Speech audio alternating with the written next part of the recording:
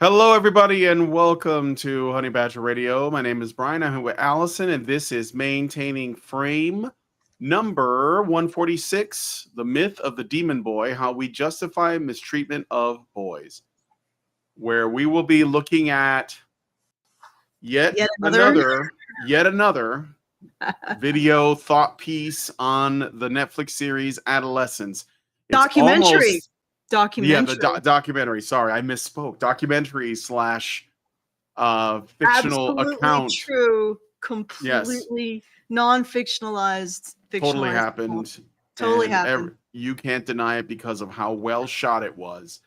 But also anyway, they can find anecdotal evidence that it is correct, because there have been white boys who've stabbed people in schools. It has happened. So have girls, by the way, but that's not important. Who's counting? That's not important. Nah. Okay. Yeah, that's not really the point here. So, in fact, I'm a misogynist for bringing it up. We are here to shit on men, and white men in particular, because if we shit on white men without anybody like taking issue with it, we can shit on the rest of men because we will have already set the precedent by shitting on white men. So ultimately, this is about all men, but we start with the men that it's permissible to attack, and then you just sort of like open up you widen your net little by little, and all of a sudden you can just cast it wherever. And if there is a racially inconvenient component to your shitting on men, then you just start from, oh, well, it's just a male problem. And then you can you stay safe, and you never actually make anything better. You never address anything, because why would you? You need things to get worse so that you can justify your paycheck. You can justify getting paycheck after paycheck, getting tenure, getting promotions, staying in office, whatever it is that you're looking for. So, or just growing more subscribers on your YouTube channel. So we're going to be looking at a video called "This is What Happens When Boys Aren't Taught How to Lose: Toxic Masculinity in Adolescence." And the YouTube channel, I'm not no lie, okay? The name of the YouTube channel is literally Paranoia, but there's nothing paranoid happening here, okay? So I don't know if anybody in the chat has seen this video. I watched it because I had to prepare for the show, and my blood is boiling, but I'm going to try to keep from becoming emotional, even though this video would tell me that I should be allowed to become emotional, but not that way. Not like, not righteous indignation. That's not cool. I should just cry. I should just cry and accept that I'm a loser. That's why it says this is what happens when boys aren't taught how to lose. Just lose, guys. Just lose, and things will work out. Women will respect you if you do that. Yeah, you'll get a date. Just lose. Just be a loser. Yeah. Definitely. Oh man. So yes, okay, but it's interesting though. It's like you can't. How many generations of boys have to lose before retribution is had for whatever happened in the past, so that we can conjecture or pretend that happened in the past? Like, this is the real question. At what point do boys get theirs?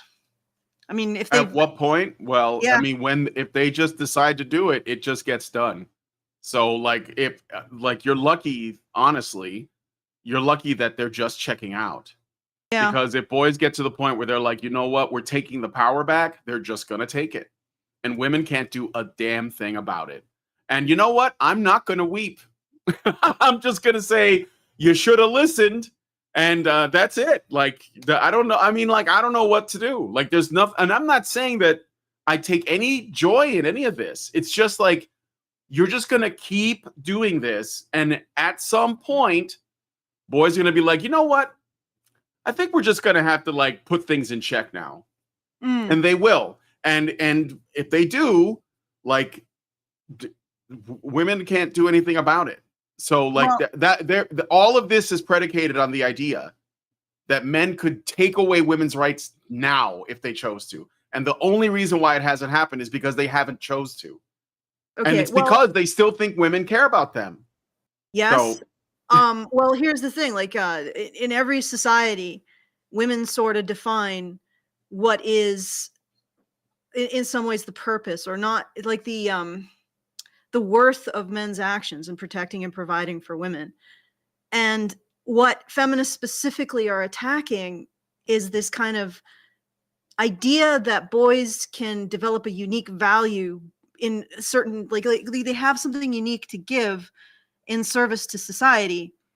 And when you attack that, you basically decouple boys' identity to the society you're part of. Well, and well, once you've done that, yeah, you eventually just lose control over the whole thing. It just spins out of control.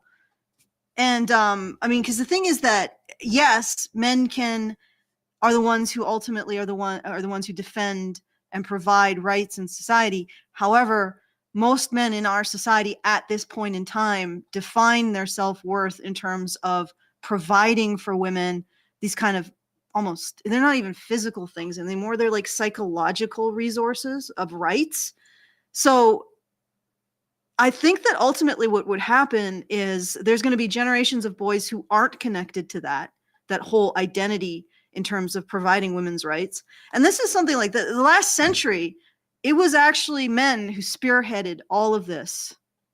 No, like they were the ones who are most likely to want to see women get the vote. Women were like, no. So it's like this idea that our society created this identity for men where they afford women these psychological resources rather than physical resources known as rights.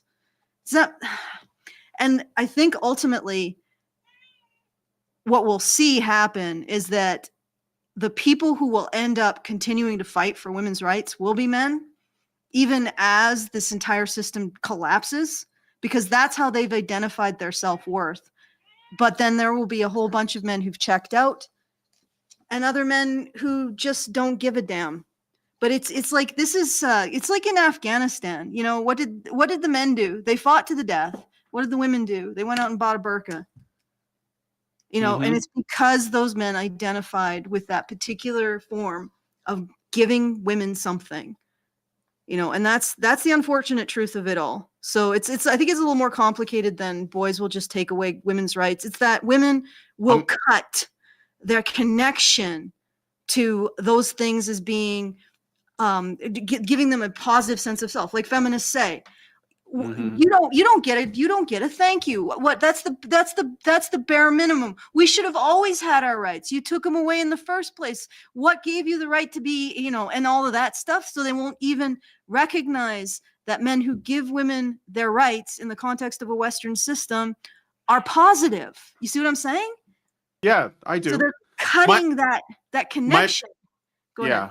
No, my point was not that I wasn't making a prediction. I was saying that if it gets to the point where that happens, then people will act surprised. That's all. And there won't be anything they can do about it, even though, yes, it will be men that will stand up, like essentially defend women at the end of the day. And it will become a thing that kills men, that men will be harmed by this in the long run, no matter what.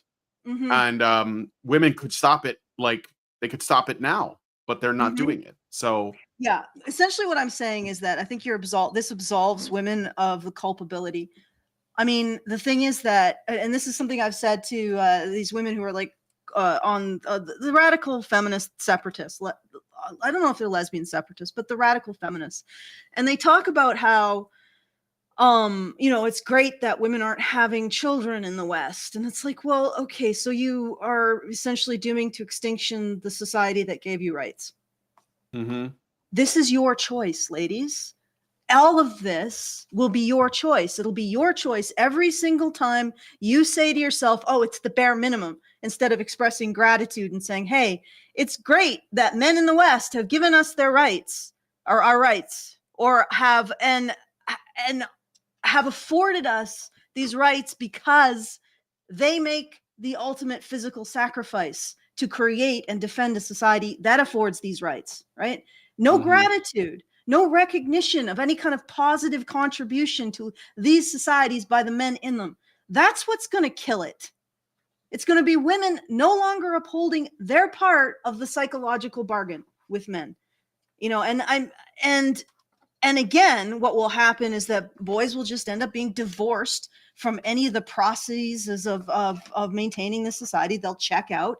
Maybe some of them will be absorbed into like a Genghis Khan army, but most of them will just check out, and then it'll just deteriorate. But anyway, we are not even into the video. Yeah, I know. We got to get into the video. So this video is using the Netflix television show Adolescence to make the case for my favorite feminist talking point, toxic masculinity. I said if you're in the special chat, I said that completely sarcastically. I actually despise the concept of toxic masculinity. But anyway, let's go ahead and play. I just have it set up to a couple of main points. And really, this isn't about the show. So I want to make that clear. If you've watched it, you're going to tell me like, well, the plot, this happens.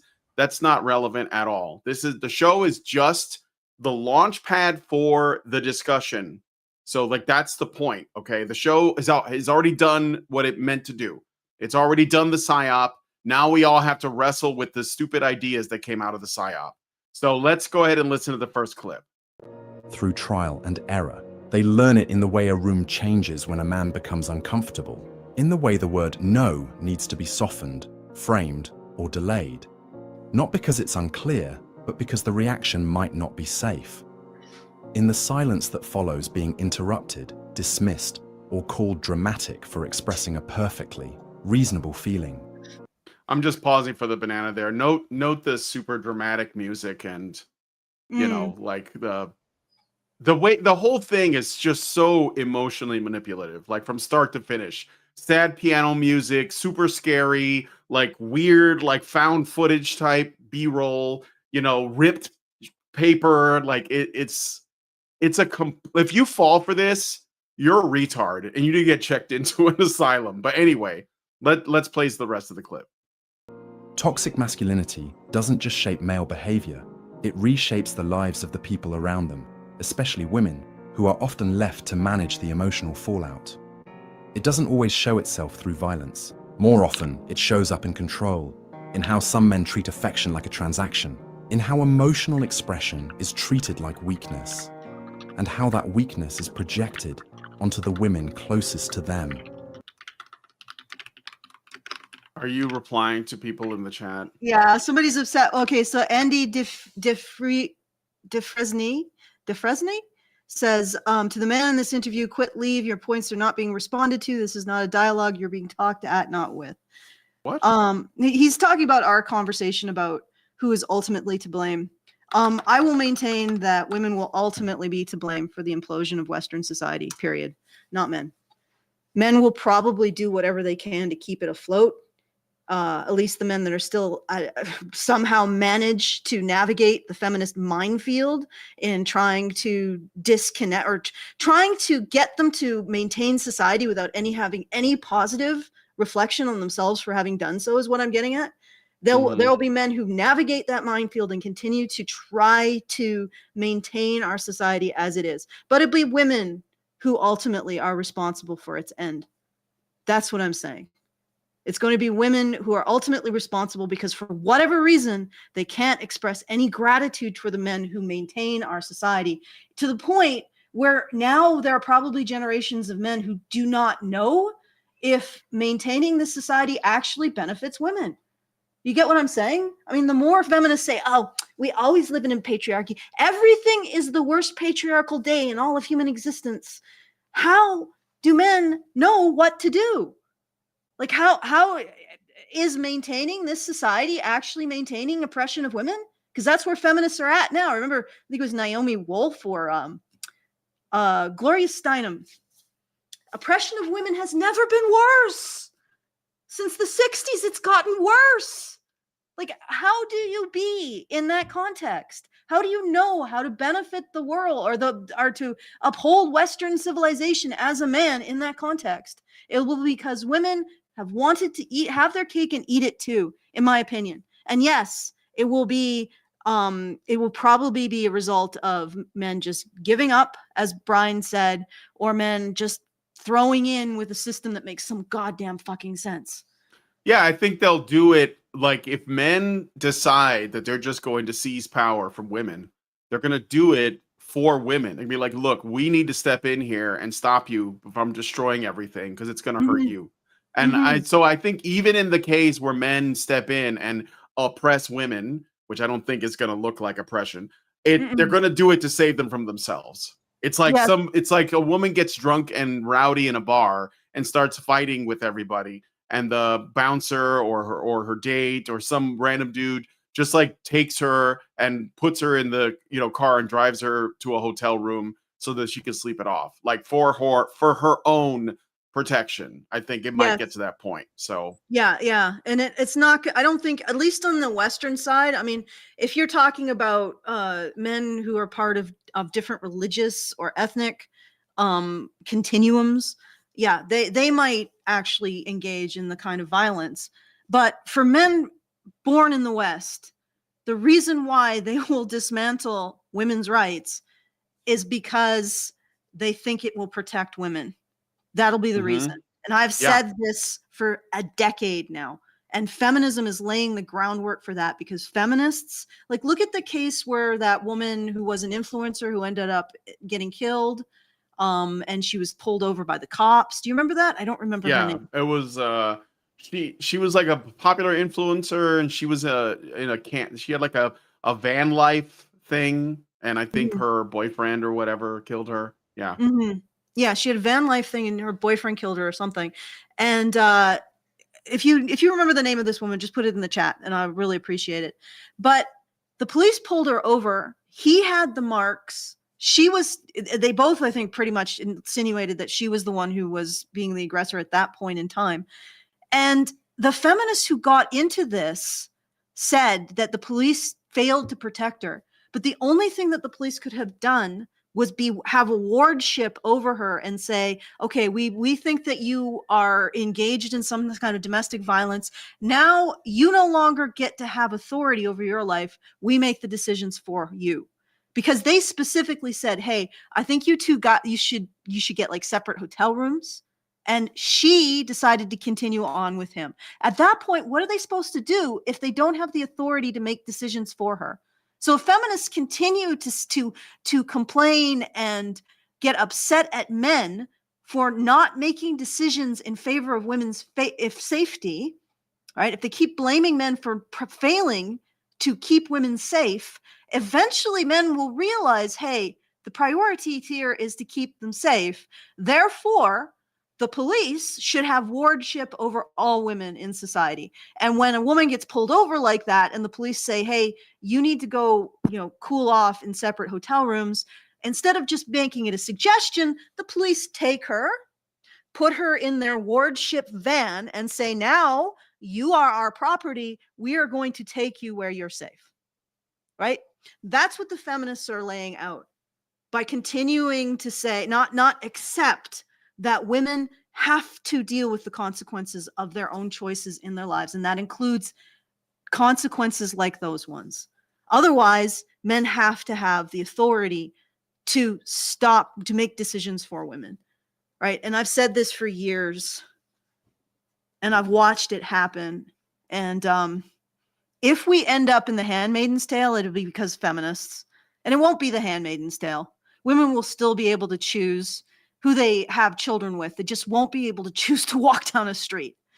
Okay. Sorry about that. It's all right. I got so it was Gabby Petito. That's the name of the woman. Yeah. Thank you. And I also want to point out, I know someone who knew her. I can't remember her name. Megan, I think. She used to be a kind of like semi-vocal men's issues advocate as well. But when Gabby Petito died, she basically like dropped out of social media. I don't know that she figured out how to reckon with it, but I know someone who knew her. So, but anyway, okay, so let's go ahead and play the next clip. So that bit was, well, it's the way that the toxic masculinity doesn't just manifest like in, boys not crying. It's like the damage that's left behind, and it's very insidious yet invisible yet ever present. So all right, so let's go ahead and play the next clip. Public spaces, weigh silence during conflict. and second-guess themselves in conversations that should have been simple. It's in the way their pain is minimized, and their anger is framed as instability. Toxic is this about masculinity women? doesn't No, this is about women. Yeah, it's about women. So The way I that guess, I think so. I think so. Let me maybe go back to the beginning of this. Hold on. yeah, I'm pretty I sure don't wanna. this is women. Yeah, I think so. Let's see. or mirrors, not because they chose that role, but because the system around them quietly assigned it. This isn't theoretical. It's not just cultural analysis. It's in the way women adjust their tone before disagreeing. So yeah, see, wait, it's about actually, women. I got something for this, and I sent it to you. I don't know if you saw that. It's in the You're talking way about the women toddlers? adjust the toddlers. It's in the way women Yeah. adjust their tone. Oh, really? Is that the case? Because I'm seeing something completely different. I don't think women Here. adjust their tone. In fact, honestly, yeah, let's take a look at this. All right, I'm gonna watch it. Don't say anything because if you talk, it'll change scenes. Babies wear diapers, and I'm not a baby. And you're wearing a diaper. Well, babies wear diapers, and you're wearing a diaper. Well, I'm not a baby.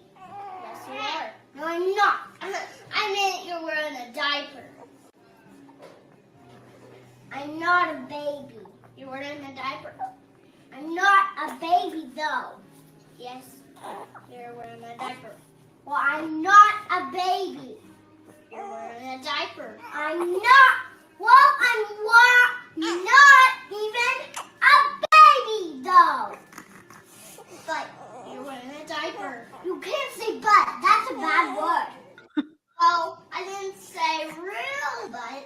Oh, good Lord. She really knows it. She knows tone policing, out of context. Oh, sorry. Gentlemen, I regret to inform you. Oh, good Lord. So, yeah, she doesn't sound like she's, in fact, if you look at the body language, this is something I put out on Twitter. Her body language is very aggressive. Oh yeah. Oh yeah. Her fingers in his face. Yeah, I mean, and she we actually watched it pokes already, him. so you can see that. But She actually pokes him at one point. Looks like it hurts. mhm. So she's very dominating with her body language. And I guarantee if it was the other way around, the parents who are currently snickering and just filming would actually intervene, because this is the standard. Like whatever this guy is saying is bullshit. It's actually justifying the reverse. This is what is acceptable. This kind of very aggressive, physically dominating, actually harmful body language, actually touching the boy and hurting him in the process of having the argument. This is something that most people look at and they think it's cute because it's a girl. But if you reversed the sexes and had the boy doing that, they would immediately say that there's something wrong and the parents should intervene to prevent the boy from physically dominating his sister in that way. So, and this wouldn't just be a cute thing that was shared all over social media. And nobody remarked on it either. Nobody said, hey, this girl is being aggressive towards her brother. Nobody. Well, actually, Except there me. was somebody in the chat that said there was a woman in the chat that said technically she's a toddler, not a baby. Like completely an adult woman, completely missing the point. Like, yeah, but she's wearing a diaper. That's the only thing the boy is saying is that she's wearing a diaper. And she's insists that he think of her differently despite the reality. And there are even women in the comments saying, but she's not a baby, she's a toddler. Yeah, but they're not even focusing. They're focusing on the logical art or the illogical argument. But again, the behavior.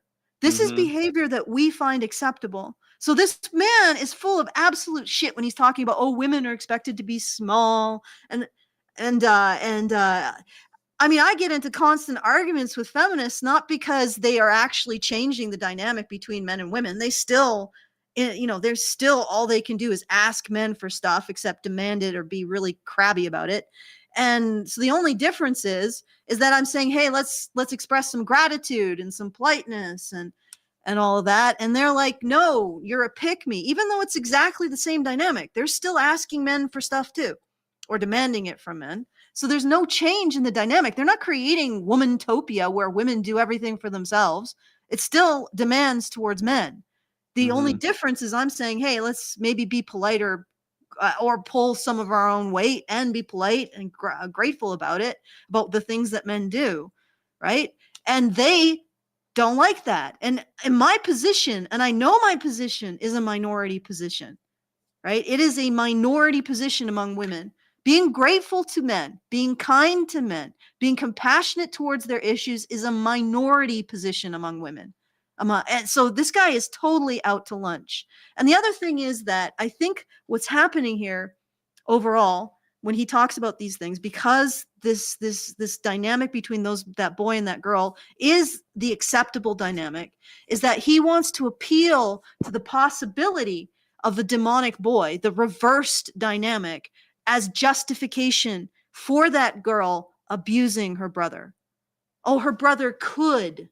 Oh, he could be that way. Therefore, it's justified to actually abuse boys to make sure they don't become that way. And I think that's what this all is about. Adolescence isn't about reality. It's about an excuse to justify abusing boys. Okay. All right, let's play more. It's in the way they pause before rejecting someone. It's in the way they carry tension in public spaces, weigh silence during conflict, and second-guess themselves in conversations that should have been simple. Really, it's in that the way kid their was pain is second-guessing. minimized.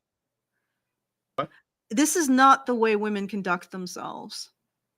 They're so afraid about strange men, but they still, hook up with them. This doesn't resemble reality.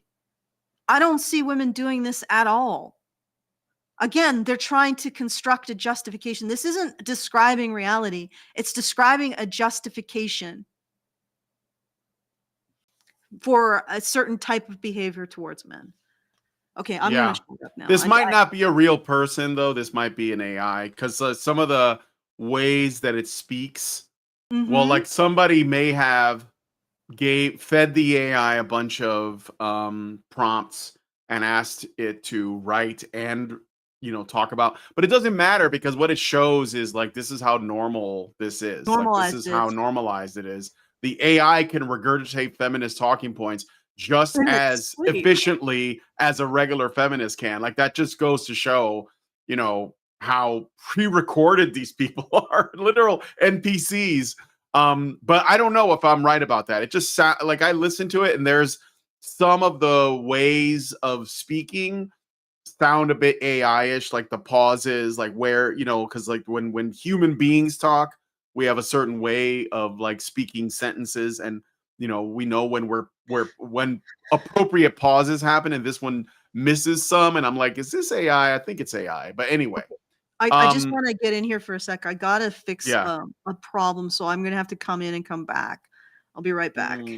So you can just play it. I mean, all right, it's I'm AI. gonna play some of the AI video. slop. It is slop. And their anger is framed as instability. Toxic masculinity doesn't just limit men emotionally, it punishes the people around them for trying to connect with what's buried underneath.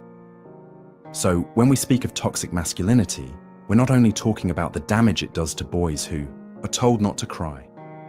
We're talking about the harm it spreads outward, quietly, chronically, and often invisibly, into the lives of the women who are taught to carry what men were never allowed to feel. Oh my God, dude. This is so boring. Like, I feel like I have to, how can I come up with a novel way of responding to the same old shit? Like, I don't like it, it's like there's no way to do it. It's just trash. Let me see if Allison is back. She apparently had to reboot or something. Artforce says, "Yep, that's AI." Yeah, I mean, it sounds like AI to me. I watched the original source. The comment section sucks. Yeah, yeah, because it's just so easily consumed, though. Allison's back. Okay. Yeah, I'm back. Sorry about that. No, it's all right. So do you want to hear that last bit again, or here, I'll play it for you. Is it anything I haven't heard? Okay, all right. Well, no, nothing is any like this is Nothing. AI, which I think it is. nothing that it's going to say is going to be new because it's derivative, like it's derivative in the most fundamental sense. But let's listen anyways. Talking about the damage it does to boys who are told not to cry. We're talking about the harm it spreads outward, quietly, chronically, and often invisibly, into the lives of the women who are taught to carry what men were never allowed to feel.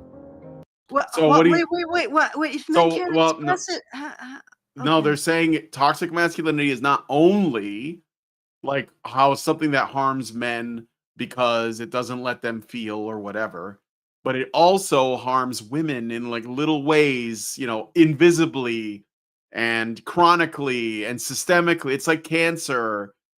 This is basically like testosterone poisoning was the term that feminists used to use in the 60s when they were referring to toxic masculinity or hegemonic masculinity or kyriarchy or whatever it is they choose to call it today. But yeah, obviously toxic masculinity exists, women most affected, but also when it's convenient, it hurts men, but mostly it hurts women. Let's be real. Like that's the payload, Yep, that's the right? payload. But I Yeah. don't like if men are not taught to express these emotions, then how are women carrying them? Like, how is it possible that men can be taught to bottle up these emotions and not express them, and women are still carrying them? But also, if men express them, women are doing emotional labor. It's almost like you have to. Being a man is living in a permanent state of a hirsute. You know what I mean? It's just you're just supposed to be uncomfortable all the time. You're just supposed to be Yeah. like, ew, I hate It's like myself. it's like wearing pajamas made out of like, fiberglass insulation. Like it's just the worst. The worst feeling. Um I feel for men just on that level alone. It's like, can they not take the fiberglass pajamas off for once? And so it's not good enough that men maintain society. They also have to feel like shit constantly. Just shit. Like everything, every single moment of the day, they should feel like shit. And if there's a moment where they don't feel like shit, they're up to something. God damn. Yep. I Shut up wish, and put on that fiberglass long underwear. I don't want yeah, to hear it. yeah. I wish men. I've started to in my arguments. I've started to use something I called the feminist adronicus, which is basically the feminist conjecture about what men are and how men react. Mhm. And sometimes I wish men were the feminist andronicus, because a woman would have gone up and said something like, I feel, and the feminist andronicus would have been like, no, you don't. You go to jail now. And we're slapping a scold's bridle into you. Women don't get to speak in public. That's what the feminist andronicus would have done.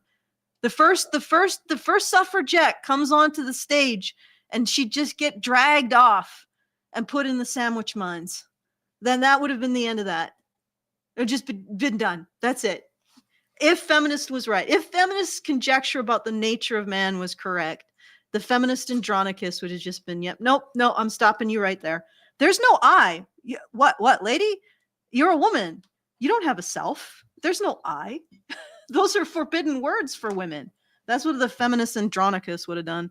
All right, so let's keep going. That's okay. So jumped up to the next talking point, which is about the core of what toxic masculinity teaches boys. Okay. Hey, sneaky. Of humiliation, because she had been broken down, because in his eyes, she had become easier, and that's the part that lingers. Not just what he did, but how plainly he believes it made sense. He thought she'd be more open to him. And how improbable it is. Like, it's improbable. Like, I mean, the feminist andronicus would think in the terms of the logic of that boy, but I think most boys would be like, wow, she's feeling bad. Maybe I will, comfort her. Not, I'm going in for the kill. She's weak. She's a weak gazelle. Isolate her from the herd. Kill her. That's the feminist andronicus thinking. It's not actual man thinking. Okay. Oh yeah, for sure. All right. Like me more when she was weaker. He says it calmly, without malice, Why would he as if say it it? makes perfect sense. Like, if he What? wasn't trolling, why would he say that to the therapist like that? Like, do you don't know that that men who are genuinely so psychopathic are able to pretend to be normal to a degree, as long as they aren't like have retardation. So why would he just openly say, "Yeah, I did it because she was weak," twirling mustache, and then I was going to tie her to the train tracks, like Jesus Christ. It's almost that on the nose, though. Like they Yeah. might as well have just gone the extra. Yeah, Just put in Snidely Whiplash. Just go the extra mile. Just do it. exactly. I mean, like you're basically like trying to. Oh, we want this to. We want, you know what really annoys me is that people keep falling for this shit. I'll show you guys a little bit later. Like some people who are supposedly based were falling for this, and I know why, because they're not ready to look at this in the way that you should be looking at this, which is what I said at the outset. The toxic masculinity argument, when used against white boys, because that's the acceptable level, it works on two fronts. One is that the people who are concerned about the racial component will only see the racial component and not see that this is an attack on men. And the people who don't will think it's not about them when they're men, or, or they're men, and they will miss it completely. So like everyone gets all swept up in the whole, like, well, actually, these crimes were, the crime of the story is based on an actual knife crime that happened in the UK, where a black man or a black boy did this to a black girl, and they're like, intentionally doing this anti-white thing. And it's like, yeah, because people like you will obsess over the wrong thing, which is the race of the perpetrator instead of the gender, which is the real goal. And the people who oppose you will understand that this is just an attack on men. So they'll like accept that. They'll be like, well, and then when it does happen, in the case where they can't actually, like get around it, where you show them, oh, here's real evidence, then they're just going to broaden the net and say, well, yeah, it's a problem with men.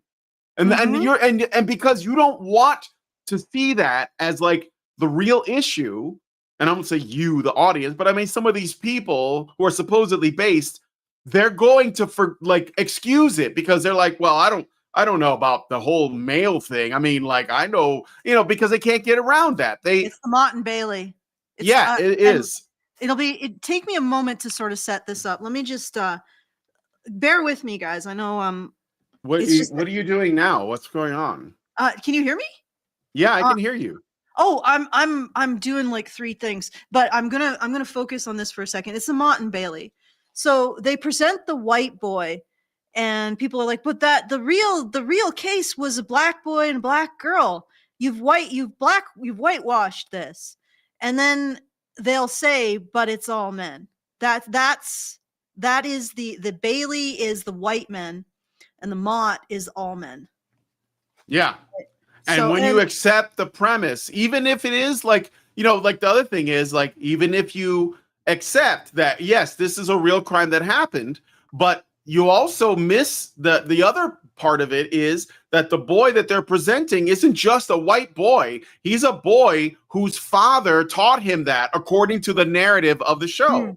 Mm-hmm. And the other kid probably doesn't know his father, because like this is like a thing that you're going to miss, because most people that are talking about this, they're not looking at the family dynamics at all. They're not thinking about it. They're not looking at this from the perspective of what's the deal with, the presence of fathers, what's the deal with masculinity itself. No, they're all on board. Like almost everyone else is on board with at least part of this narrative, whether they're distracted by the racial components or the family, the part that they're not looking into.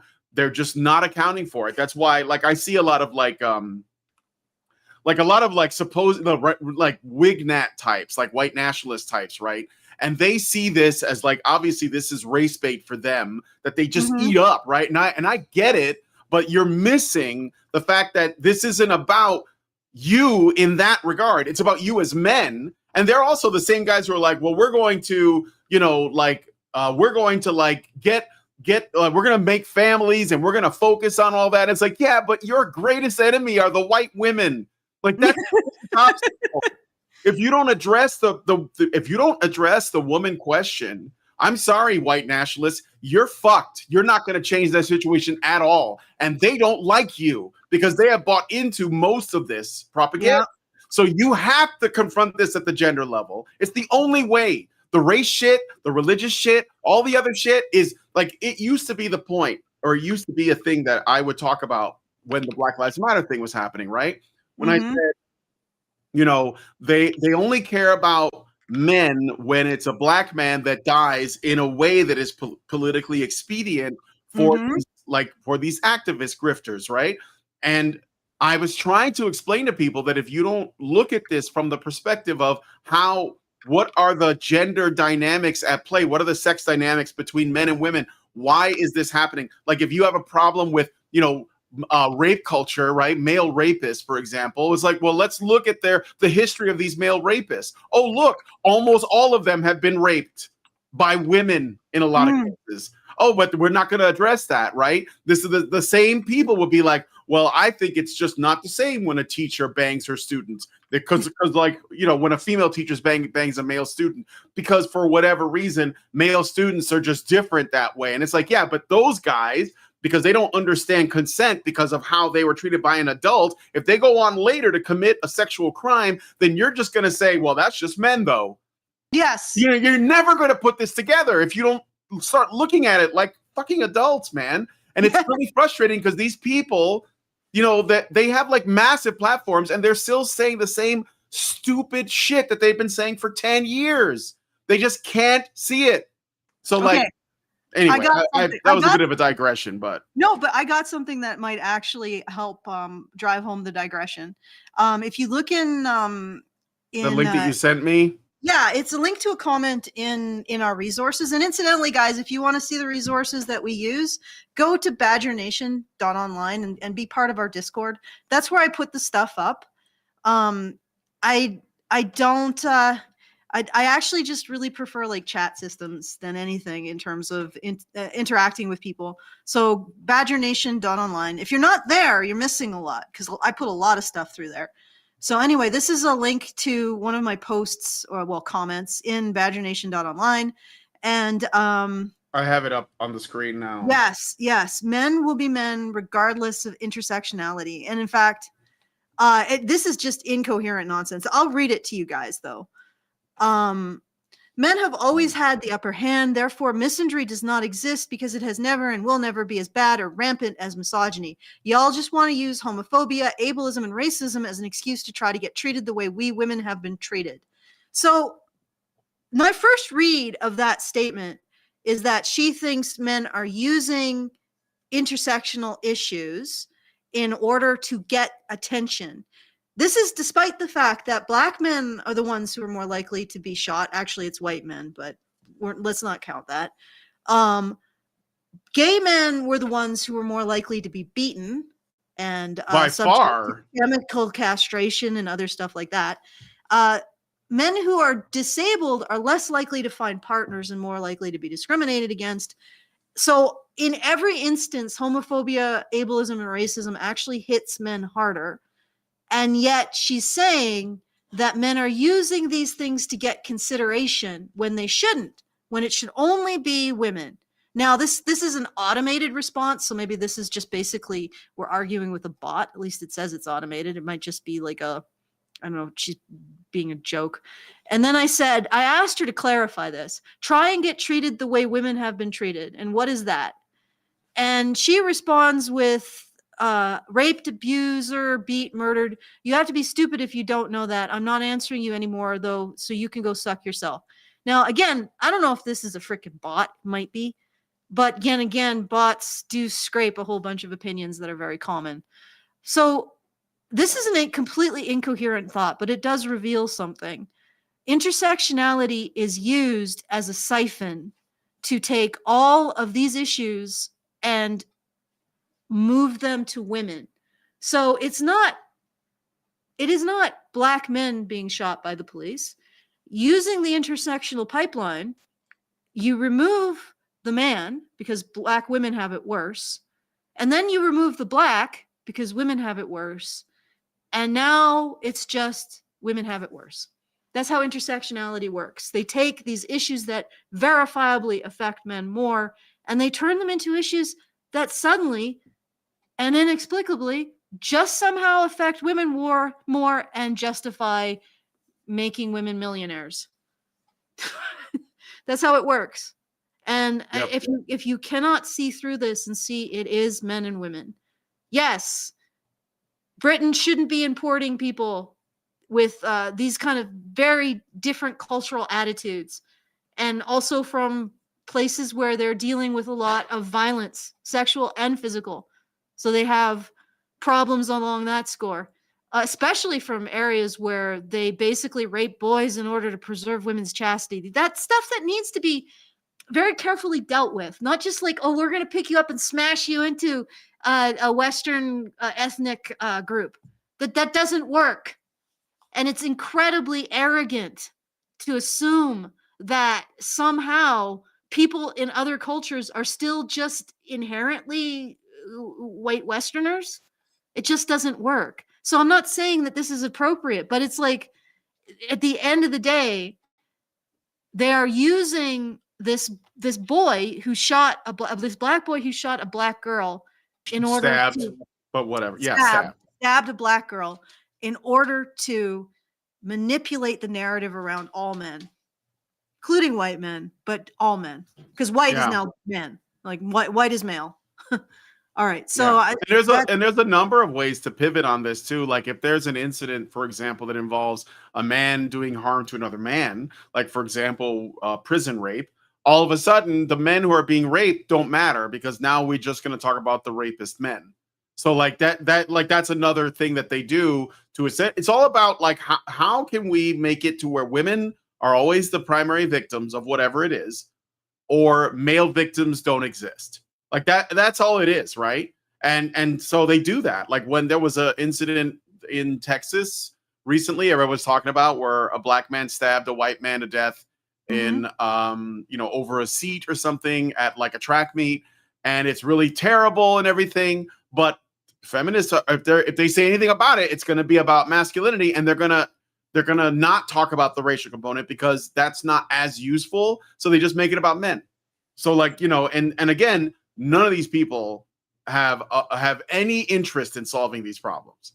Like nothing about this at all will ever come up because they don't want to fix it. They just want to figure out how can we blame men and how can we victimize women. So okay, let's try to get some more. How many? All right, more let's play some more. Yeah. I had 10. So this is what number are we on? 843. Okay, so this is number 5. This is number 5. So okay, so I'm gonna do the things. I know it's a bit late, but I was go ahead. Doing some stuff in the background. Yeah. So all right. So if you would like to send us a message, the very best way to send us a tip and a message is feedthebadger.com/justthetip. You get a little more space to send whatever comment you want. If you want to send a comment, it can just be a tip. We appreciate that. You get a little more space to comment, and you also send it directly to us, which avoids it being subject to YouTube's comment thresher system, which, I'll leave it as an exercise what that means. So feedthebadger.com/justthetip to send us a comment and a tip and a message. And if you would like to support the show, you're just like flat out, I want to see you guys succeed in your endeavors, then go to feedthebadger.com/support and put a few shekels in the hat. It should be live now. There might be a few glitches because if you were hearing me clicking, that was what I was doing. But it looks like it's working. And so go to feedthebadger.com/support and just throw a few shekels in the hat so that we can continue to bring you this very, very different content, let's say. I think most people just won't do it. They just will not say, yeah, this comes down to men and women. And this is something that we need to deal with on that level. And it's Yep. because most people cannot blame women. They just can't. But I can. I can do that and nobody can stop me. So That's right. Okay, That's let's play. That's right. Let's play a little bit more of this. Something to like, comment on, and forward to your friends. It turns behaviors that once happened in private, quiet, whispered, sometimes even shameful, into group. So he's talking about social media and the role it plays, and he's again not like women. Women aren't on social media, right? That doesn't. They don't do anything there. It's all run by boys. Did you know that? Did you guys know? If you go to Instagram, it's just a bunch of dudes. That's all it is. But anyway, let's play some more. But he's framing. Well, actually, I actually think this is likely AI. Like I'm almost 99% sure. And then it makes me wonder if this AI, this whole thing was created by a woman who thought the message would be taken more seriously if a male voice was delivering it. I'm just putting it out there because I don't know, it just seems to make sense to me. But anyway. Activities, shared rituals, viral moments. That's what happened to Katie. A private photo, leaked, passed from phone to phone like a joke. One person started it, but almost everyone participated, and no one stopped it. That's what makes it even more dangerous. What? He's talking about the plot of the show where some girl, I think she had like sent a nude or something revealing or whatever to some guy, and he like shared it everywhere, and she got Do you think bullied for it or something. I don't really know. Do you think if one of these boys shared a nude of himself with one of these girls, the entire female population of the school wouldn't have a copy and be laughing at it? Like Here's a question. Why is she doing that to begin with? Are we not going to ask that? Are we going to blame that on patriarchy too? Well, patriarchy makes women feel like they got to put their nudes out. Did you guys know that? You should go find a girl that you have a crush on and say, look, patriarchy says you got to show me your tits. Yeah, you gotta and then start they have to do it. They have to do it. Like they're tearful and okay, click. You know, we're not going to hear about like why. No, that doesn't matter. Women do stuff. It just happens. Behave a bit more like the feminist Andronicus guys. You know, you don't want to prove the feminists wrong by actually acting like a normal man. You need to act in the manner consistent with their stupid theories. Oh wait, Andrew Tate does that. Okay. Well, yeah. Again, with the women that get paid and worked for him or whatever it was, no, they didn't know what was happening. They were just brainless balloon girls that were just out there putting like it's just crazy like how people just pretend like women don't look for, well, I don't know how many, probably not a lot, but it doesn't matter. A significant number of women make OnlyFans accounts as soon as they think they can do it, if not before that. Have you heard of the Bop House? You know what the Bop House is? I think we talked about it a little bit. It was on Manifestel. And Manifestel, of course, treated it like, oh yeah, this is women getting that bag while also securing their own bag. So like women celebrate other women being like, putting their bodies out on social media. And when other guys look at it, it's a problem, even though women are doing it for the look, for the attention. Like we're just trying to square this circle. So yeah, no, okay. It's everything is men's fault. Yeah. All right, let me see how much is left in this code. Here's time 15 to a little 5 seconds. The idea that something so invasive, so violating can feel normal, like it's just part of growing up, like it's something boys just do. And when everyone's doing it, it stops feeling like a choice. It starts feeling like culture. Only boys do that though. Girls don't do that. Again, I want, as a thought experiment, imagine it was the reverse and this boy shared his nude with this girl. That nude, like they should probably research girls and gossiping in like quantum physics, because that nude would probably, before it even hit her phone, it would have hit the phone of all of her girlfriends and all of her frenemies. Like before he even hit send, that photo would already be in the entire collective girl hive mind. It's like this quantum. It would be quantum paradox. It's a mean girl quantum paradox, but it would be all over the school, and I guarantee that every single girl would be like, like seriously, just do the thought experiment. And Yep. would there be any recourse? This would be considered what is it? Revenge porn? Do you think there would be any recourse for that boy? No, he would be brought into the principal's office, and the principal would look at him, or what is it? Like, I don't know if it's the principal in the UK. It's some sort of weird, the prefect, Headmaster or something. the praetor. Yeah, whatever they call it. The guard would drag him into the office. Yeah, the dragoon of education. I don't know. Or whatever they call it in the UK. They just drag him into the office and look at him. Actually, that'd be fucking cool as shit. They had like armor and like maybe a halberd or something. The dragoon of education. Yeah, like a horse, like with barding. Okay, but he just get dragged into whatever office they have, head office they had. Headmaster, that's what it is. Dumbledore. Yeah. He'd be like, Harry? Be a wizard. Harry, why did you send Ginny for us? No, it would be, like instant.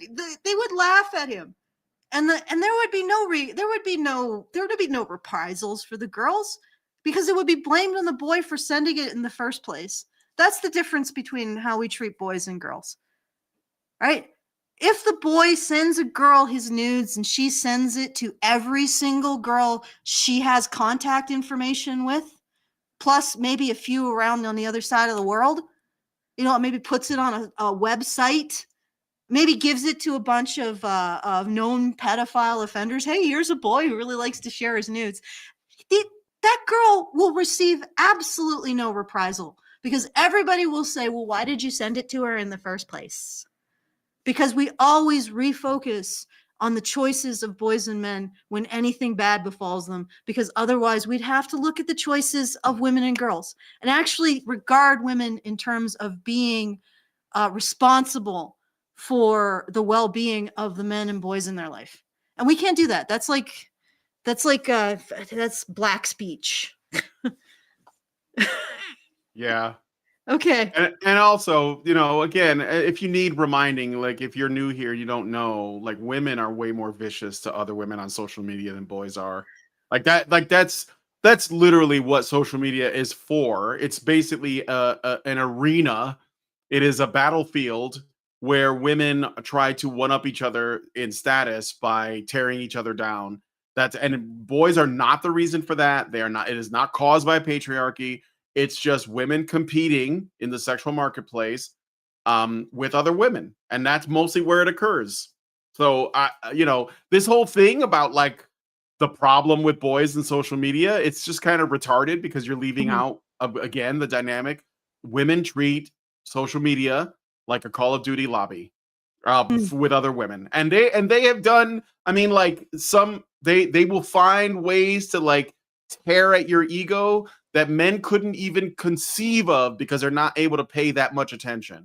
So anyway, but that I digress. Let's get to the next clip. This is 11:20. Yeah. So isn't tragic. It's useful. Boundaries aren't real. They're obstacles. And the sharing of a private photo doesn't feel like a violation. It feels like access, like a door opening. This is what we need to name. Not just the violence itself. What? A sharing of a private photo doesn't feel like violation. It feels like access. Don't put it out there. Right? Either we're going to judge girls by the same standards. Well, of course, we're going to continue with this stupid double standard and then complain about the result of the double standard. But anyway, because if you don't hold women to the same account as men, they aren't going to develop the skills necessary to achieve in the same ways, insofar as they have this, there's differences between the sexes, but I want to get into that. But so we are not going to hold women accountable. For example, if a boy shares his nudes with her for her behavior, and I know you're not going to, but we will. We'll say that, well, why did you give it to her? If you didn't expect her to share it with half, the female half of the human race, why did you give her your nudes? If we're not going to say that to a girl as well as to a boy as well as a girl, I mean, what is equality at this point? It's an excuse for special treatment of women, it seems. Mhm. All right. It doesn't exist. Okay. Yeah. So to 1136, a little bit more. Mhm. But the ecosystem that allows it to grow, because when everyone is laughing, reposting, staying silent, what feels criminal on paper starts to feel cultural in practice, and that's when it becomes hardest to stop. Oh my God, so dark. I am so afraid for all girls everywhere. Okay, especially the ones that choose to put their private matters online. That's crazy. Next clip is okay, let's play this one. Oh, Researchers. yeah, I was Yes. going to say that a lot of I think they're finding a lot of revenge porn is done by women. Yeah. Go figure. Wild. Yeah, Absolutely wild. insane. I That's didn't think women by women were women. capable of doing anything bad, Oh, well, especially not to the sisterhood. yeah, but like, are women even capable of doing anything at all? Oh, well, yeah, if they do anything bad, it's because of men. I forgot. They're basically like skin suits that men put on every so often when they want to do bad things. Yeah, just do women even exist? I mean, after all, the Yeah. people who assert this stuff can't define one. I can't guarantee that I'm not talking to a hologram, And a solid honestly, I light think construct. maybe my light bee is floating around somewhere.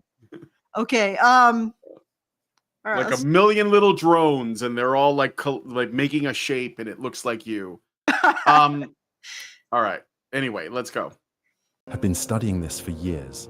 Studies show that the more a boy believes he has to be a man, in the narrow traditional sense, the more likely he is to struggle with depression, anxiety, and loneliness. Yeah, But at struggle. the same time, he's less likely Like, to seek help. here's the survivorship bias. Okay, I've actually seen the statistics. And we don't know. Yes, men who are more masculine may struggle with depression more, but they're alive to struggle with it. Right? Okay. And what they also found, this man box research found, is that men who, and what they're actually looking at is men who regard masculinity as a positive. So even if you think being masculine is like painting the most awesome painting, if you regard being masculine as positive, then you are seen as being in the man box. See, how you get out of the man box is you regard masculinity as being only negative, right?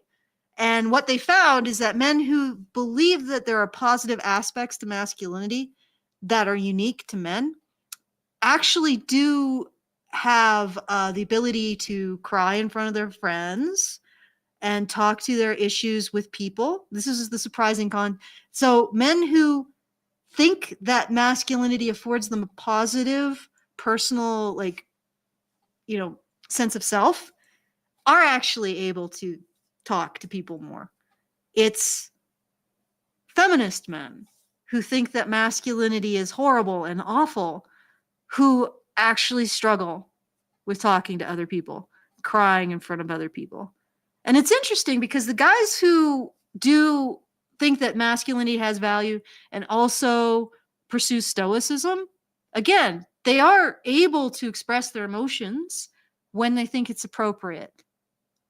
The only difference is they choose, and for whatever reason, because they value themselves, they can value that their feelings more, if you want to look at it that way. So actually they're finding the exact opposite of what they're saying here. Men who are masculine, or at least find value in the masculine, are able to cry in front of their friends. They are able to talk about things to other people. They may struggle with depression more, but that may be because they don't die from it as much. All right. So that's the only thing they got here. That literally, when he says Men who are masculine struggle with depression more. That's all they got, because everything else they found the opposite. They found that feminist men have trouble talking about their problems with their friends. They have trouble crying in front of others. And feminist men are actually the ones who are closed off. And what a surprise. If you think your masculinity is awful and you think you have nothing to complain about because you're a man, and if you think you're responsible for all the world's problems, what a surprise you don't think that it's right for you to actually talk about them. Like, and that, again, this is the only thing that they could possibly spin as a negative towards masculine men. And if you think about it not in terms of survivorship bias, it's not a negative at all. Because you don't know how many feminist men have actually offed themselves. How many men who don't regard anything positive in their masculinity have offed themselves as a result of being depressed. Okay? You don't know that. And until you know that, saying that masculine men struggle with depression, no. It's like saying people who eat healthy struggle with cancer. And then you look at it and you say, oh, they actually live longer with cancer because they're eating healthy, as opposed to the people who just, yum down. They just die. They just die. Like, yeah. Okay. All right. Okay. So let's listen to the psychological impacts, the psychological impacts on young men. Wait. Did you Sigh. see that? Yeah, I see that. It's spelled completely wrong. Like System Shock. This is all over. Look, it's PSI. Psychological impacts on young man, and young is capitalized for some reason. I don't know. Is it a man named Young? Is that what it is? Richard, you sent us AI slop. Yeah, this is absolute garbage. Okay, but this is like the lukewarm scrapings of people's brains. Let's be honest.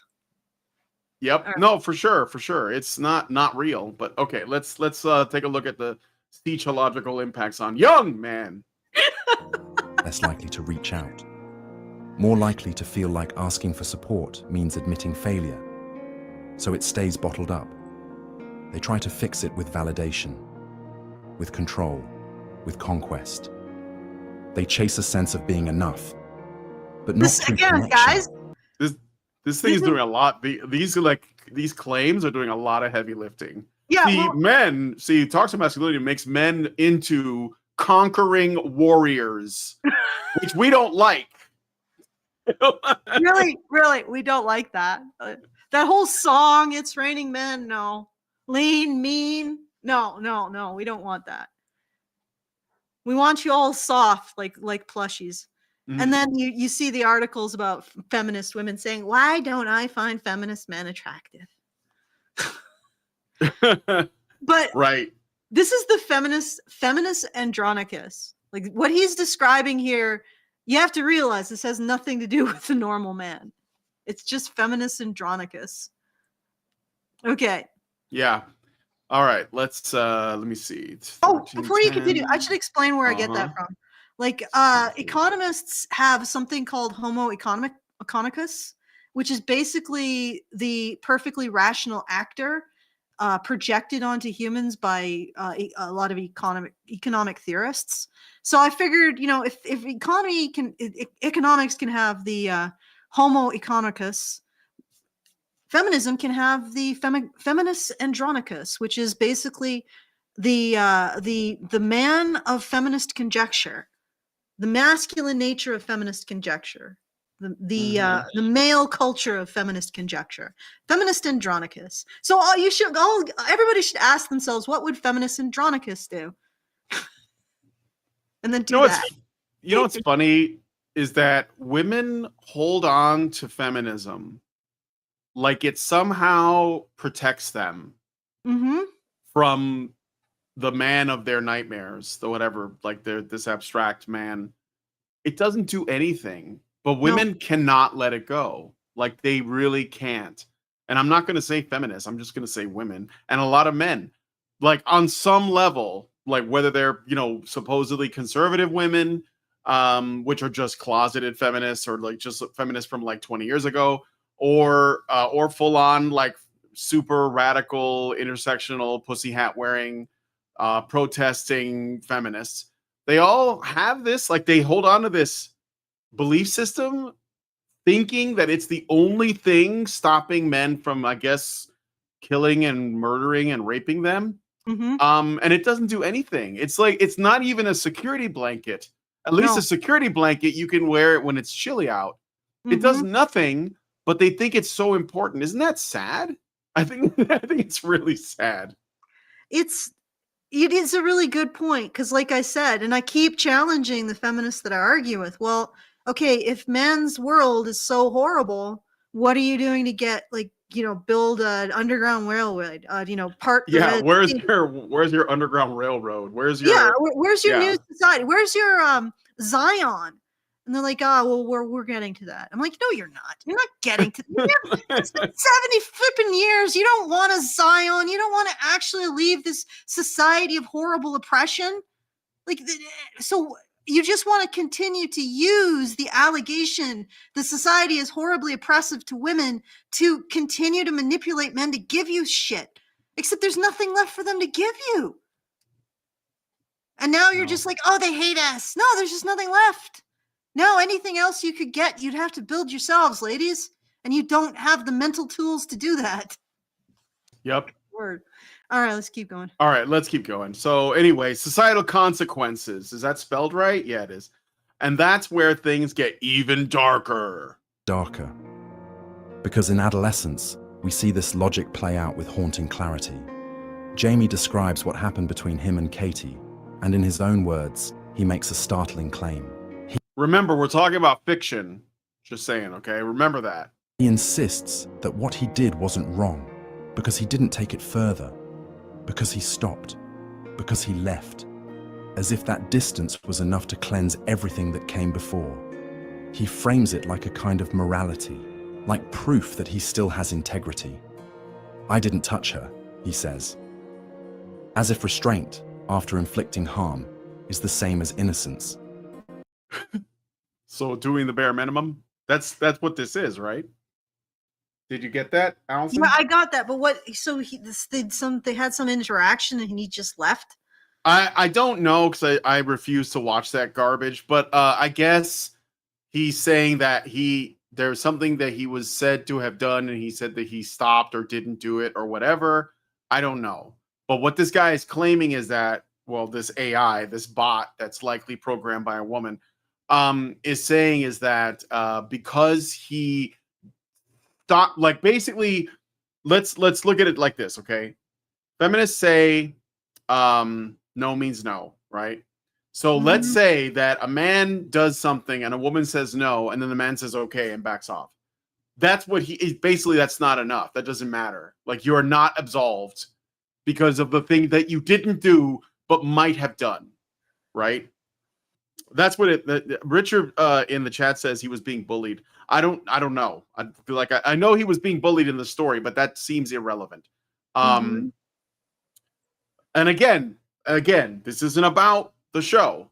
The show has done its damage. Okay, you can go through the show and find everything that they did wrong or every covert way that it was actually based. It doesn't matter because the psyop is out there, and now we all have to answer for fiction. And the people, and the people who are the ones that have the platforms, the ones with the megaphones, and even some of the people who have larger platforms that are too stupid to see what's happening, even though they don't like this for whatever, they just can't, they don't understand why. They're all missing the point, and now we have to respond to that. They're all missing the point. Almost everybody is missing the point. Almost everybody. So yeah. Anyway. Well, I mean, I think a lot of people are starting to pick up on the problem is that nobody ever actually, this is not going to stop until we hold women accountable. The full stop. This is why feminists can operate with impunity and construct these kinds of narratives.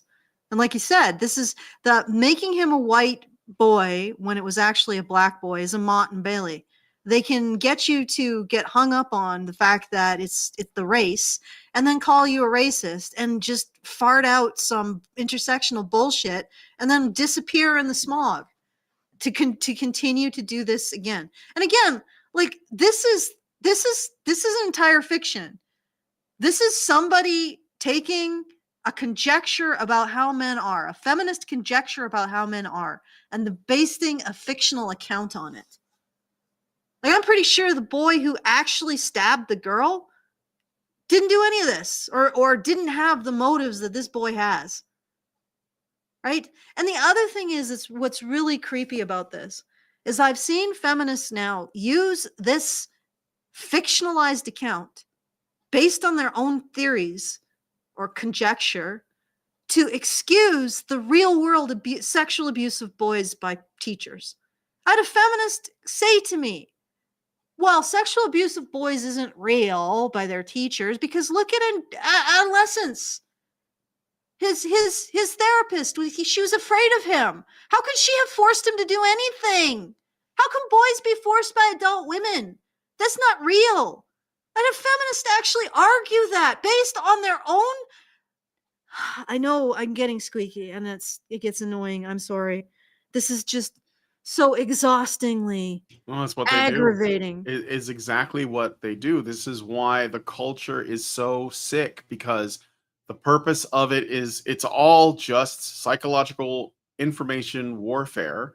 And so every piece of fiction has to be pointed in the same direction, so that when the supposed smart people or the academic class and the political class and the activist class come out and they basically make claims about reality, they point to like this bullshit, this culture, instead of looking at the truth. And it's the reason why I care a lot about the culture, because I can see that that's where almost all of our lies are at. And yeah, feminists will, and activist types and commies, whatever you want to call it, they will make reference to fiction in order to make claims about reality. And because people are just like glued to their fucking streaming services or whatever it is they're watching, they're consuming, that's what they think the real world is, because they don't get out of their house. They don't go touch grass. So the culture it's being engineered this way on purpose.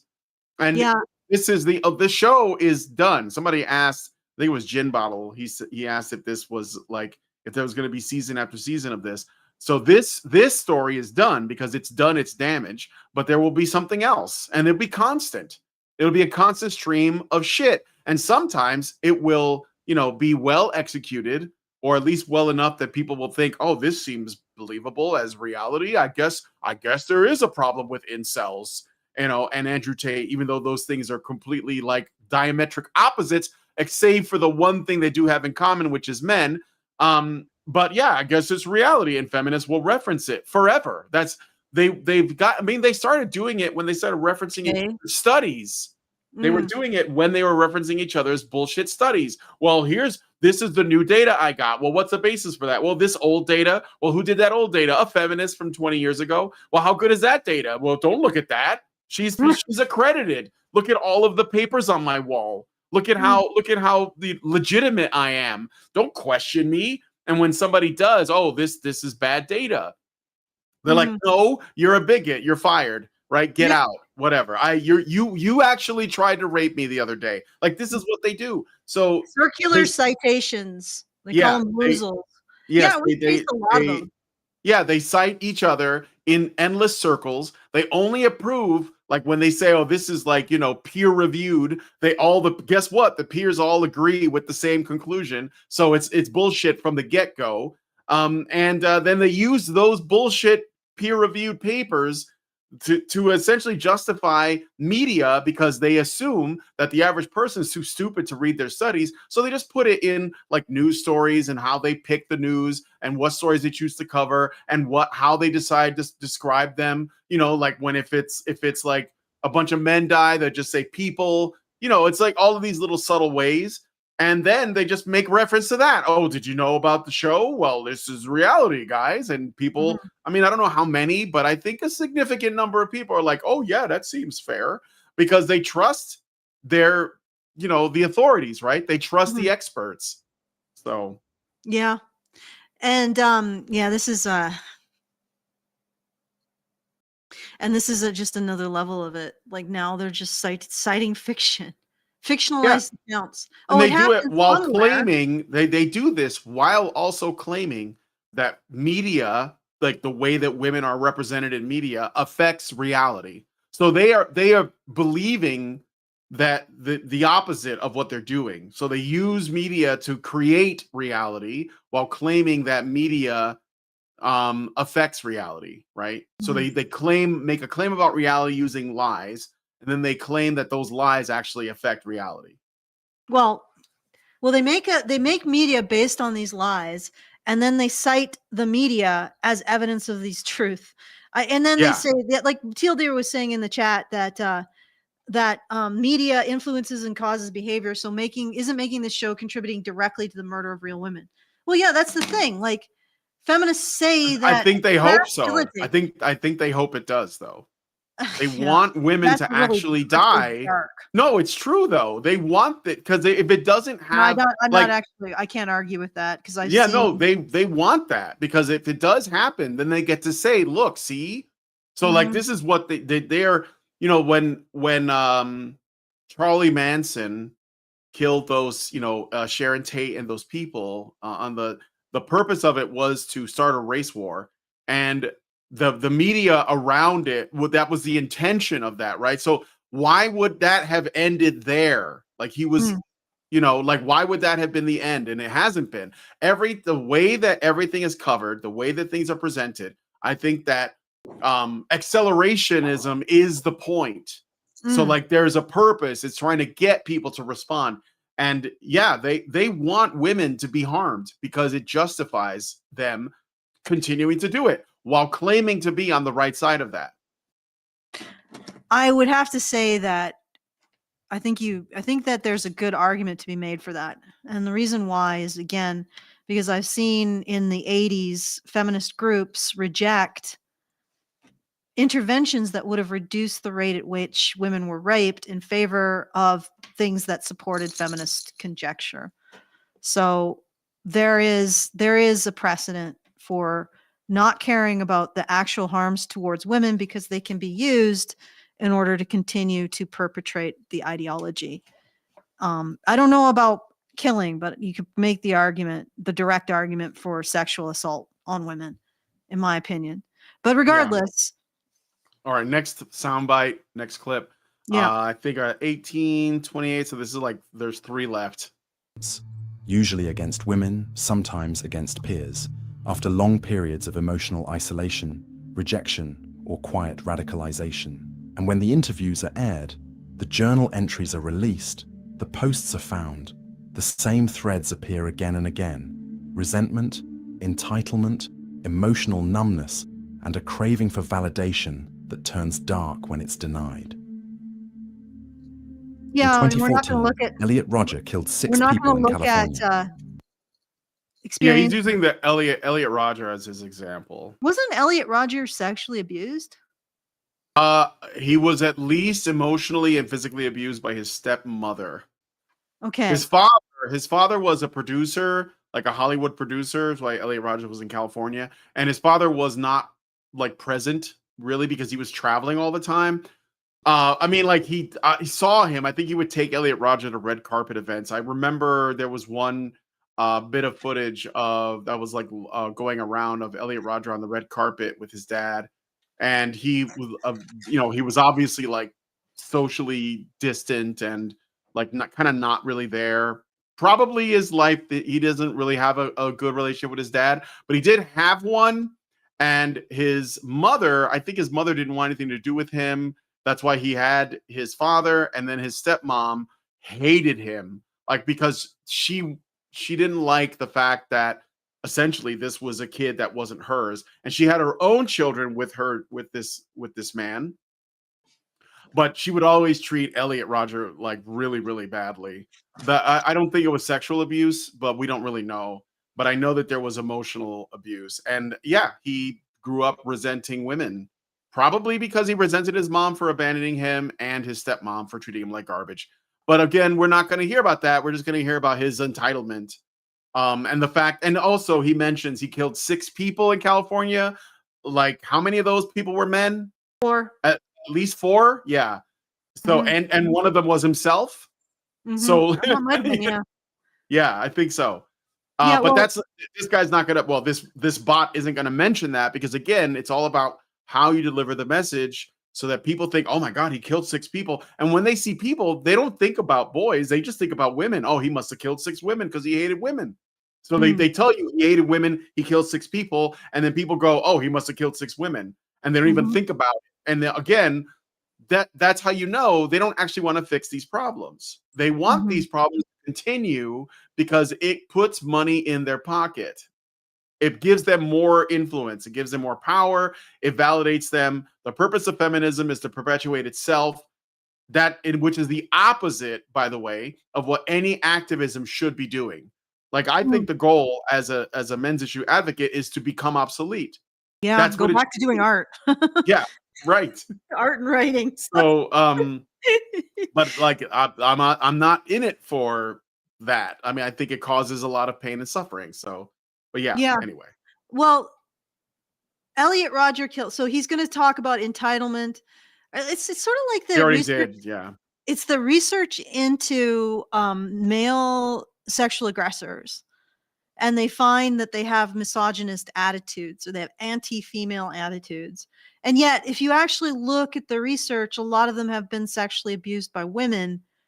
So wouldn't you sort of expect someone who's been abused by women to have bad attitudes towards women? Like, I mean, that's that. Well, what's the first thing you ask a feminist? Well, what did he do to you? Right. And a lot of them have a history of being abused by specific men, which they then project onto all men. Well, I mean, if you're going to accept that with feminists and then institutionalize it, I mean, the same thing is happening with abused boys. Elliot Rodger was abused. Don't you think that might be where his anger came from? Right? Why don't we address the abuse? No, we're going to use him as an ideological talking point. We're not actually going to embrace anything that could reduce violence against women. We're just going to use men who engage in it as ideological talking points, even if they actually killed more men. Okay, just a sec. My dog is going nuts. All right. I'm going to, let me see. I think that's the end of the clip. Okay.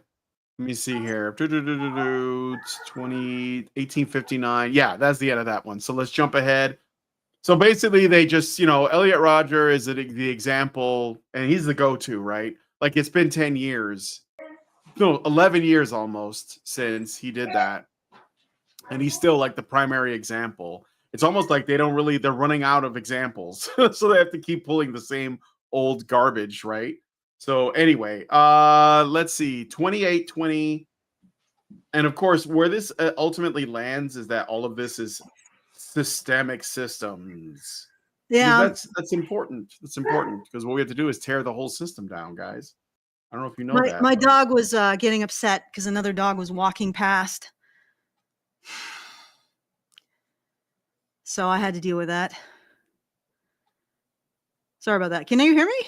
Yeah, I can hear you. I'm Okay. just the next time code. All right. Yeah. So here we go. Next time code is 2 left. Confidence. By the time Katie said no, the damage had already been done, because by then, Jamie had already been taught that a girl's rejection wasn't just disappointment. It was injustice, that if she didn't choose him, something was wrong with her, or worse, that something had been stolen from him. That's how it works. This kind of violence doesn't announce itself. It doesn't come with sirens or warning signs. It comes quietly, subtly, in jokes that aren't funny, in boys learning that the girl who says no is just playing hard to get.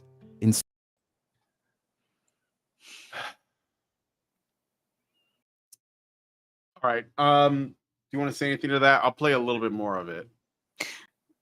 I mean, this is, again, it's not new. It's just the same shit that they've been saying for 70 years. Yeah. Like, this is just recycled. No matter what happens, they say the same shit over and over and over again. And now they don't even have to make the effort of composing it. They can get AI to just regurgitate their shit back at them. That's probably what they're going to do, actually. You're probably going to see, like, because AI can just pump out videos, right? And Yeah. as it gets better, there, there's going to be like, it's going to be harder and harder to tell if it's AI, if you're not discerning enough. And they're just going to bombard like the internet with all this feminist tripe, because if it's all you see, if it becomes ubiquitous, then most people will just accept it. And it already is ubiquitous, but obviously, like, there's too many dissenting voices like ours that exist, so we have to be drowned out. So I'm guessing that this is going to be like from every level of our society, from like the baseline AI bots putting out tweets and videos and such and posts on social media, all the way up to prime ministers and like, leaders in government, leaders, world leaders, spouting this nonsense. I mean, it's just going to get harder for us unless people just start to challenge these notions. So, Yep. Well, and challenge them directly, not indirectly. Because again, like they start with white men, but they mean all men, and it's not a functional, like, the reason why I think the strongest argument why you shouldn't have unchecked immigration from certain cultures is because there is a lot of harm to men being done in those cultures that you first have to somehow deal with before you can bring them into a culture where that's not the baseline, right? You got to rehabilitate the abused animal before you adopt them. And I know that it's not like a direct one-to-one correspondence. I'm just trying to give something people can relate to. Like, if you're going to do that, you need to take responsibility. And that's not what these people who are importing men are doing from these cultures. They're not taking responsibility for the ultimate good outcome, which will require a lot more effort and a lot more ability. This is what our culture really lacks: ability to recognize the harms done to men and how to help them with it so that they can integrate properly. This is a very difficult proposition, and we're just hand waving it because, like you were talking about with feminism, we think that somehow feminist ideology is going to protect everyone from everything when it 100% doesn't do that. The fact is that feminist ideology protects no one from no one. So they think they bring these guys in, they slap on some feminism and they call it a day, right? They just say, well, we're going to judge you for not doing this way. Well, that only works on men who respond to that kind of judgment. And, like all right. So you were saying, like, feminism is like a blankie that doesn't really do anything. You're exactly it's a right. security blanket. Yeah. It's a security blanket that does nothing because you have to have men who respond to it in the first place. Right. If you go ahead and spout feminism at Genghis Khan, it's not going to do anything. You actually need post-Christian men for this. You need Catholic men who actually are attracted to guilt for this to work on. You can't it doesn't work on everyone, right? And the reason why it works is its own antithesis. The fact is that men aren't like this, at least in certain cultures. And I think they're probably all around the world. So we need to remind ourselves that most of the men who come to the West do actually just are like, okay, I'm going to live with this insanity and I'm going to work for my family. Like most of the immigrants coming into the West are like that.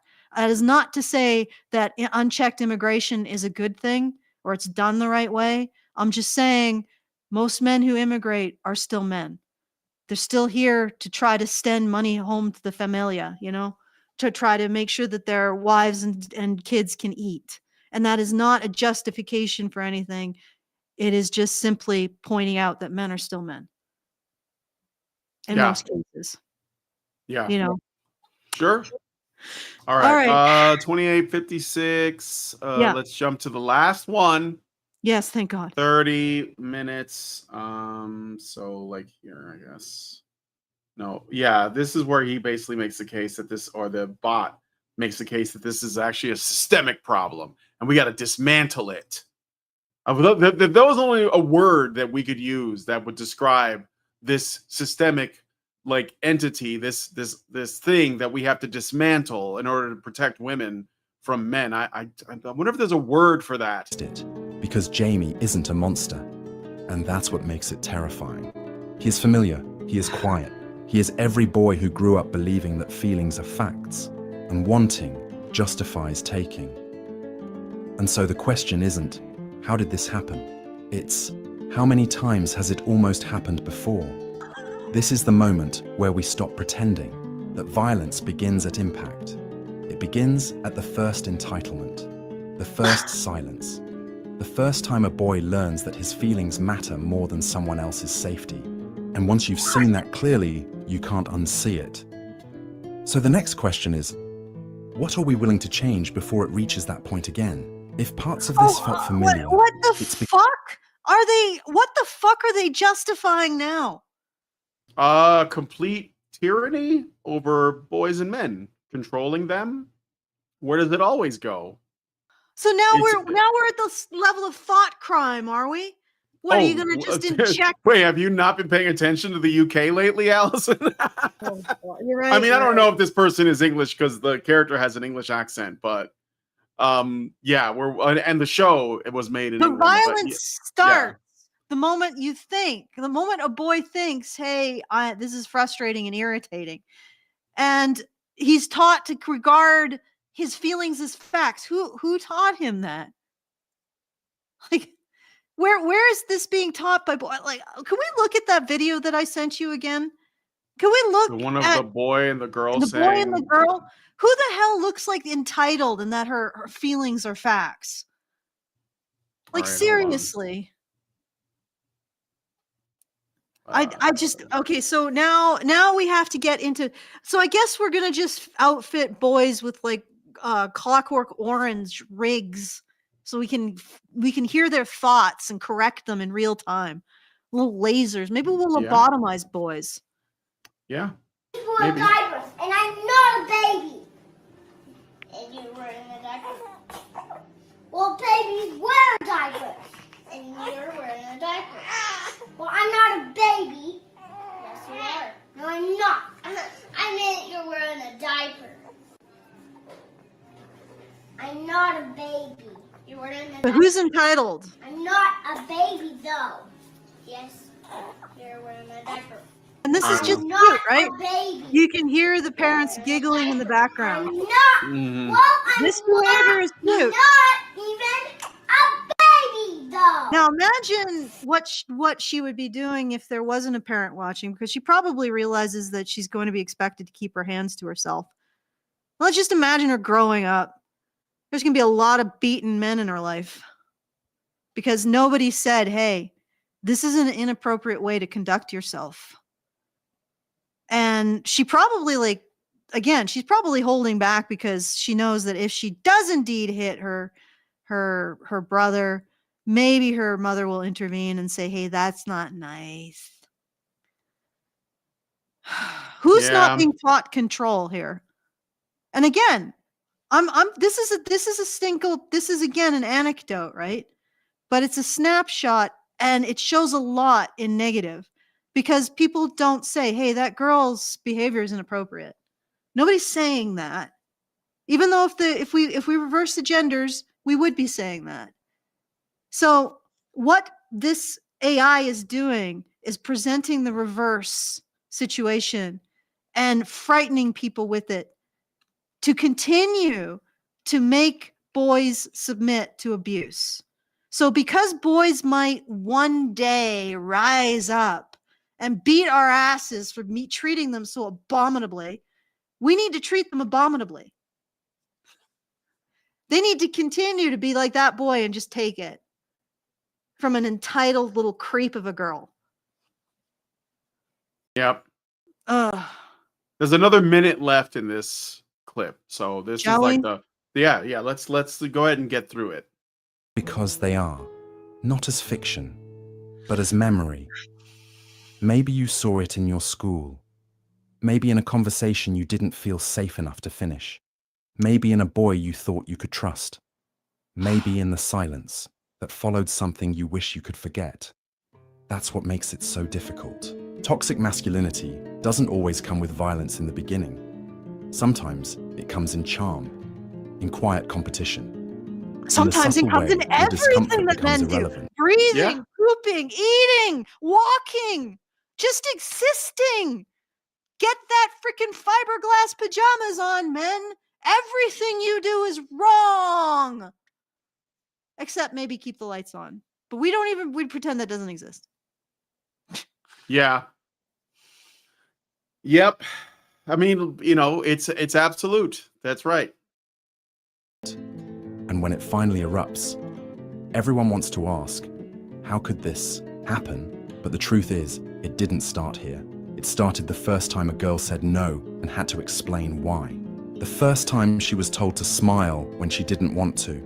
The first time being careful became routine. So where do we go from here? We speak. Well, you're really Not in running out rage. of shit to complain about. This yeah. This is so it's so bad. It's so bad. Though rage is earned, but in refusal. Refusal to protect the comfort of the ones who never protected. Refusal What? to absorb what never belonged to woman. But men Refusal never to keep protected their normalizing women. harm. Look, just be- dude, like everybody trots out Gazelle Pellicott. I think that's how you say her name. But if it was up to Gazelle Pellicott and the women, she'd still be being raped by those men. It was because male police officers saw the footage and didn't let it go that ended. Right? Men protected her when she wasn't protecting herself. And I don't know how somebody loses 2 to 3 days a week of time without noticing, but she apparently was one of those people. So she didn't even have the ability to protect herself simply by recognizing, hey, where are those 2-3 days? Where did Wednesday go? I'm trying to imagine. Can you imagine that, Brian? I seem to have lost Wednesday, Friday, and Saturday. Where did those days go? I wonder what happened. Why am I feeling a little strangely sore? That never crossed her mind. It Yeah. took men, policemen, finding the footage and saying, hey, something's off here, to investigate, to take the effort to care about this woman, investigate it, and end it. It took men. Men cared more about Gazelle Pellicott's safety than any woman or herself. They did that. And so women were like, oh, aren't you afraid? Aren't you afraid of a society that would allow that Gazelle Pellicott to... No, society didn't allow that. Men didn't allow that. One sick fuck did it. Plus he went on a forum and found a bunch of others. It's very easy to find sick fucks on the internet, okay? Newsflash, guys. Right? So he found these... That's not society, and it's certainly not men. Men were the ones who protected her. So I said to them, I will take heart in the fact if I ever am in a position where I can lose 2 to 3 days of time a week and not notice that there will be men out there who are accounting for my time even better than I am because I'm a woman and they want to protect me. I'll take heart in that. Because yeah, it wasn't women that protected this. They came in after when they could get their pound of fat to blame men and to shame men with. They came in after, but they sure as hell didn't protect her before. It was men who did that. And it's like this saying that, oh, men don't protect women. Yes, men protect women. But there will always be the sons of single mothers, abused boys who also, because most abused boys don't go on to abuse at all. They don't. They have to also be behind the 8 ball genetically. So they have to have issues around antisocial personality disorder, right? So they have to have this combination of abuse and genetic factors that lead them to low impulse control. Yes, there will always be these men. There will always be a stable of these men. And that stable will never decrease as long as you blame all men for them instead of abuse and genetic factors, and try to think about interventions that ameliorate that stuff. As long as you blame all men for the existence of the minority of criminal, abused, and men with genetic abnormalities, you will continue to be subject to them because you won't be approaching it in a way. You'll always be using the existence of those men to shame and manipulate other men. And you know why? Because like Brian said, it's not about ending violence against women. It's not about reducing the men who engage in these activities, because if it was, you wouldn't be blaming all men for it. You'd be looking at the factors that create them instead, right? It's about blaming all men, because blaming all men is profitable. It's how feminists get all of this control, all of this money, all of this social clout, is exactly that. We need to have control over thoughts. Where are we at now? What level of authoritarian dictatorship are we at now? Well, that's the thing too, Justified through though. feminism. What they're asking for, what they're suggesting as the solution, is impossible to implement. But that's why they always make it, though, because they know it can't actually be done. So they get to keep doing this because Mhm. you can't, like, they're basically saying, here's what you do. And it's essentially don't allow men to be comfortable, don't allow men to be entitled, reject their feelings. Oh, and what does that do? Well, that's basically going to anger them, and it's going to frustrate them. It's going to depress Mhm. them. Things are just going to get worse. And every once in a while, while there's a bunch of men just taking their own lives, or just like retreating out in the boonies, or becoming like, homeless vagrants or whatever, self-destructing either immediately or slowly, once in a blue moon, one guy will like have a freak out and, maybe commit some terrible crime. And it probably will be against other men, but that's irrelevant because the man committing the crime, committing the violent act, is all they need to start the whole wheel over. Yes. Let's do the net now. Oh, look, here, this happened. You know what this is, right? This is toxic masculinity. Have you ever felt scared, ladies?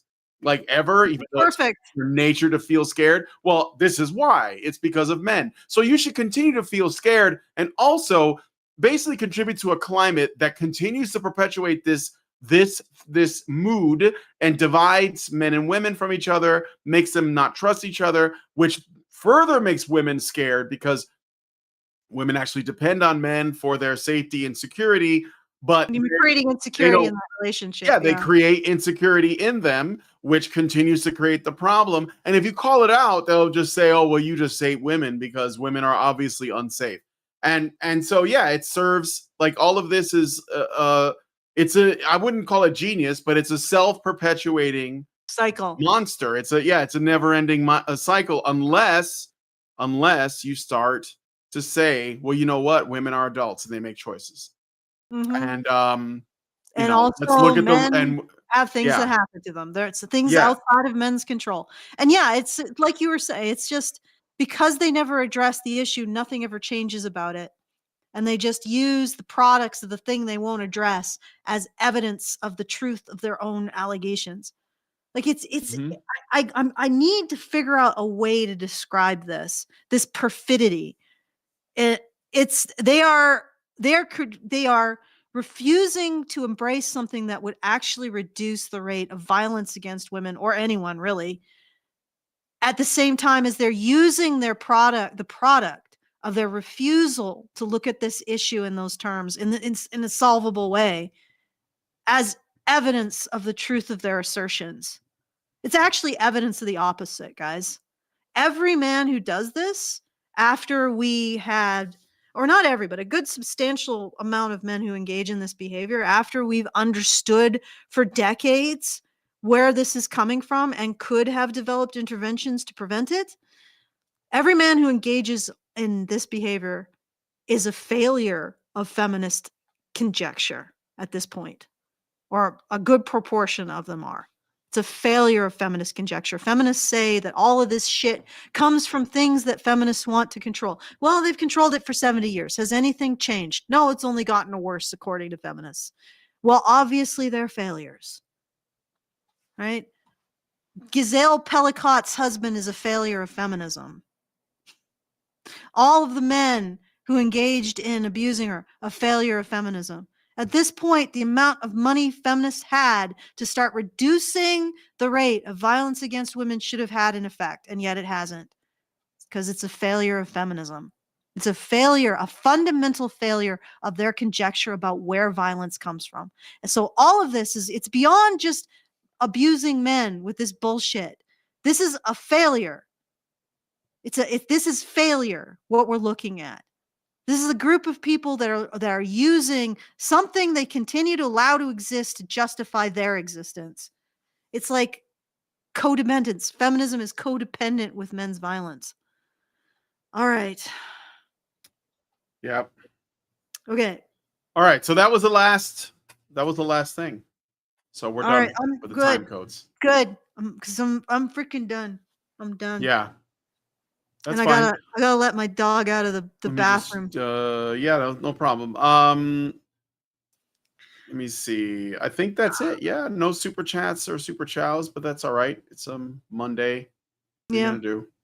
Yeah, well, I'll see if there's any thank yous to give. Okay, unrelated to the video. Thank you to Richard Bier for $500. Thank you. Thank you. Thank you. Come again. Again. All right. So if you would like to send us a message about what we've talked about, feedthebadger.com/justthetip is the very best way to do that. I'm surprised you guys haven't sent any messages. Usually this kind of stuff gets you guys talking, but I guess you were content with the chats. So feedthebadger.com/justthetip to send us a message, and we'll respond to it at the next show that we're both on, I suppose. And feedthebadger.com/support to support the show. I'm going to hand it back to you, Brian. So all right. It out. Okay. Yeah, let's wrap it up. So if you guys like this video, please hit like, subscribe if you're not already subscribed. Hit the bell for notifications. Leave us a comment. Let us know what you guys think about what we discussed on the show today. And please, please, please share this video because sharing is caring. Thank you guys so much for coming on today's episode of Maintaining Frame, and we will talk to you all in the next video. Men's rights activists are machines, dude. Okay? They are literal machines. They are talking point machines. They are impossible to fucking deal with, especially if you have like a couple dudes who have good memory on top of that too. Holy shit, you're fucked.